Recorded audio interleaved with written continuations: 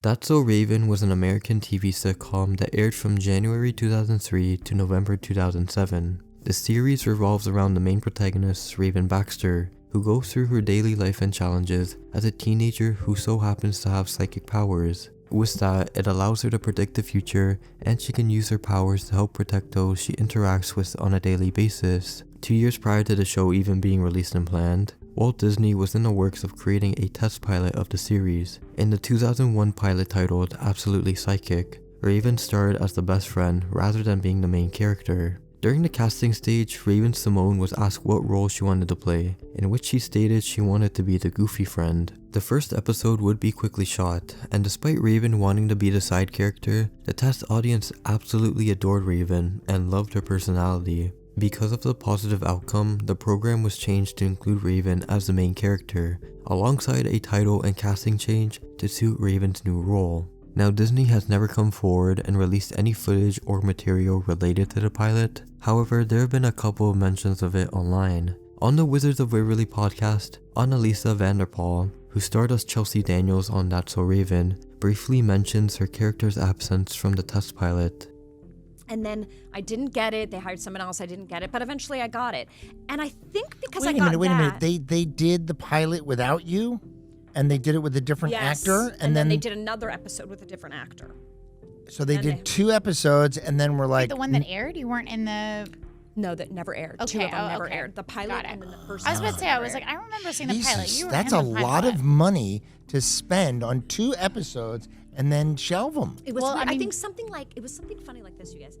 The girl who came in, the role was not called Chelsea. It was called like Molly and then Emma. As she explained, she wasn't originally in the pilot. They made both a pilot and the first episode that never aired, in which both didn't feature Annalisa, and her character's name was originally meant to be Molly and Emma.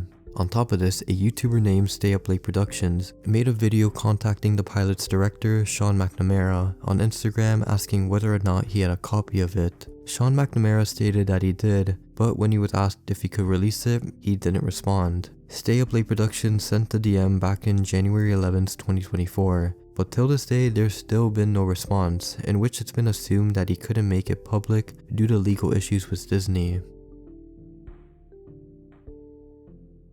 Back in September 2010, Nickelodeon Poland, alongside with Police of Poland and the Polish Ministry of Healthcare, began a campaign known as Bezpieczna droga z radami Spongeboba. Or at least I think that's how you pronounce it. I'm just gonna let my friend say it. Bezpieczna droga z radami Spongeboba.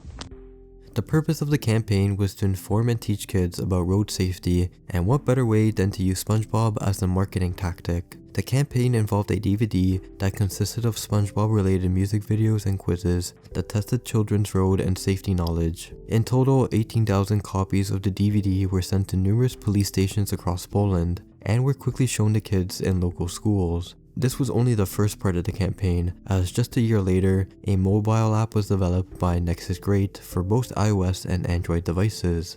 Going under the same name, the app targeted primarily students in grades 1 to 3 and taught basic rules of road safety and tested their knowledge of road traffic rules. It was noted in an article that despite the number of road accidents in Poland involving children decreasing from roughly 5,000 cases in 2009 to 4,800 in 2010, the number was still high enough to cause reasonable fear, and so education on the topic was a necessity. Going back to the app, it was surprisingly taken down from both mobile stores for undisclosed reasons, and the date they were removed are still unknown. As of today, there is some footage and screenshots of the game that consist of the title screen and in-game content. In December 2024, version 1.0 for the iOS was found, and was then uploaded to the Internet Archive by someone who went by the name Old Media Beaver. But unfortunately, the Android version of the game is still missing. Regarding the DVD, a couple short clips of Polish police officers educating children and showcasing it are available on YouTube. In this clip, a physical copy of the DVD can be briefly seen. Adding on, a short promotional advertisement from Nickelodeon also made an appearance. Now, probably one of the biggest pieces of footage surrounding the DVD was from this 20-minute YouTube upload that shows the entirety of it. As it turned out, the footage from the DVD was shown on Poland's Nickelodeon, as the upload shows commercial breaks. And as previously stated, viewers can see the music video segment and quiz that features SpongeBob. In June 2014, a disturbing post was made on 4chan's paranormal board.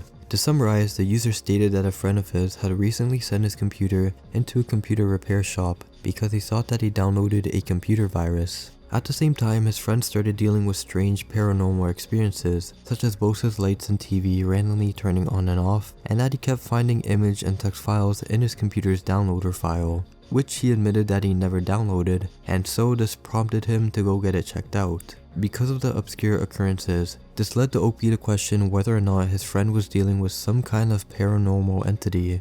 Now of course, others on the thread started to come up with reasonable explanations as to what could have happened, and it was assumed that the OP's friend had downloaded some malware. When it came to the image files that were being downloaded, the OP began to post the images on the thread after being asked what kind of files were found on his friend's computer. As time went on, users began to realize that the images being posted were actually pieces of one full image that resembled a face. Another user was able to notice the discoloration in the corner of the image, and after a bit of photo editing, a binary sequence was revealed in the background. It would be decoded, and as it turned out, the code read out the word God. After more translation of the entire code, it then revealed the phrase about God. After this major discovery, the OP told his friend and was advised to leave his house for their own safety. Before leaving his house, OP's friend would record one last video before leaving. The video was shared and many were able to spot a red figure hiding in a corner that resembled the deciphered image. Another image popped up in the friend's downloader file and was once again quickly added on as another piece to the final images puzzle. As time went on, another thread was created on the same board that revealed a new photo that contained the last image piece. When added all together, the final image revealed this. After the full picture was shown, the OP never made an update regarding the safety and wellness of his friend, which many believe that the OP and his friend were victims of paranormal activity and killed by whatever was haunting them. This, however, wasn't the case. Just a day after the original thread was created, the OP created another one that served as a continuation of what had just happened on the original God's Faith thread. Since it was believed that his friend's place was haunted, he decided that he would livestream his friend and himself sleeping so that they could capture paranormal anomalies on a live broadcast. The broadcast is currently unavailable, but there's been some claiming that they witnessed it and they shared their own experiences. After all this, a YouTuber named Yoka, who was heavily invested in this mystery, got into contact with the person behind it and interviewed it. As it turned out, the creator's name was Jess, and as they pointed out, the live stream was completely altered and the whole story about his friend's paranormal experience was also fake. More importantly, Jess talked about the face of God image, and he revealed that it was created using two images of his face, one from the top and the other from the bottom. Jess explained that he couldn't find the two original pictures he used, so instead he provided two other similar photos that could be used to create the God's face image. Both the two images and the live stream are lost media, but as Jess has commented on Yoka's video, he stated that if he ever gains ownership of the photo bucket account and finds the two original photos, Yoka will be the first person he shared it with.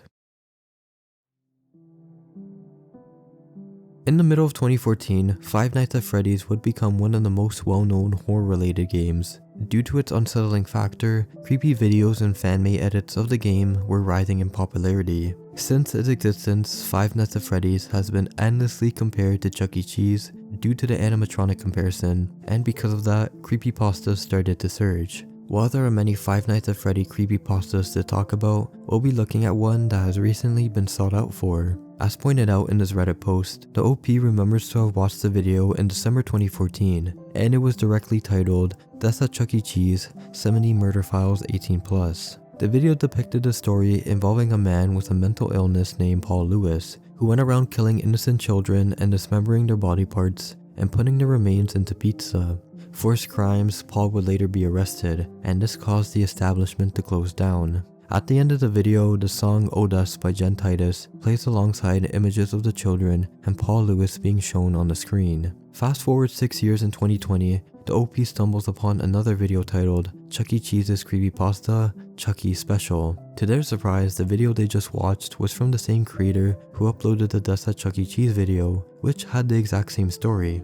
But there was something off about it. The OP explained that there were a few differences, such as instead of an image of the Chuck E. Cheese logo being in the background, the rocker stage was shown instead. Adding on, the ending that originally had the images of the children and Paul Lewis alongside the background music was completely taken out of the video. After scrolling through the comment section, the OP came to the conclusion that they were watching a re-upload of the video with some new alterations. The OP then attempted to contact the creator who uploaded the original, but to their luck, the channel ownership was transferred to someone else, and that the person who re-uploaded the Chuck E. Cheese creepypasta wasn't the same person, but was friends of the guy, but unfortunately he was no longer in contact with them. The only extra remaining information and footage that the OP was able to get was the exact thumbnail, the visual of the killer, and the original video length. A recreation of the video was also created in case anyone could remember this. Nude humans walking towards and in hamster wheels, possible broadcast interference, early 2000s. The OP recalls watching some Nickelodeon one night to only be greeted to something obscure and creepy to them. They described what they watched as a creepy black, white, and grey scene, where hundreds of nude humans were walking in line over some hills towards these giant hamster wheels in the front of the scene. In the background, a few people can already be seen in the wheels, walking endlessly and mindlessly in a robotic zombie-like state. The people walking towards the hamster wheels are also in the same lifeless state, adding on to its creepiness. It was also mentioned that a whistling could be heard in the background, and strangely enough, what the OP was watching looked real and not animated. The OP questioned why Nickelodeon would play such a show that seems so disturbing and graphic, since they're a kids network. Some possibilities were thrown that it could have been some weird short that keeps repeating itself and showing the same scene. Minutes pass by and the OP decides to finally click off the channel, as if nothing had just happened. But then it hits them. They question what they had just seen and quickly go back to the channel. To their surprise, an episode of SpongeBob SquarePants was on instead. What they found strange is that the SpongeBob episode was already halfway through, and so it was clearly on for a while, which confused them since they could have sworn that they just watched the disturbing hamster wheel scene just a couple minutes ago on the same channel. With that being said, they decided to go through different channels for the next little bit, just in case they mistakenly viewed it on another one. Years have gone by and the OP has tried to do their own research regarding the show. The only conclusion they made is that it could have been some sort of a broadcast interference. As expected, there's little to no information regarding the show, segment, or whatever it was. Another person suggested a video that could share some similarities to what the OP was talking about, but there's been no confirmation as to whether or not it's the same thing. The original Reddit and Lost Media forum posts are, from what I see, the only available posts talking about the incident, and with the lack of evidence surrounding this episode, it's been assumed that the OP is either lying about this, or it's just another case of a faulty memory, since they didn't mention that they were young when this happened. Others have pointed out that it could have also been a commercial or PSA that managed to glitch through the network, but as stated, this is a rare occurrence. If you made it to this point in the video, I just want to thank you so much for being here. Honestly, I don't really got that much to say, but as always, I hope you guys are doing well and taking care of yourselves. But yeah, I'm gonna go now. As always, thank you guys for being here, and I hope you're watching. Have a great rest of your day. But before you leave, don't leave yet. I have to tell you something very important. I just want to let you know that I truly mean that. I truly hope you, yes, you, the person I'm pointing to at right now, I just want to let you know that I truly mean that, and I truly hope you do have a great rest of your day. Alright, I'm gonna go now, but as always, thank you guys for just being here, and I'll see you real soon. Goodbye for now.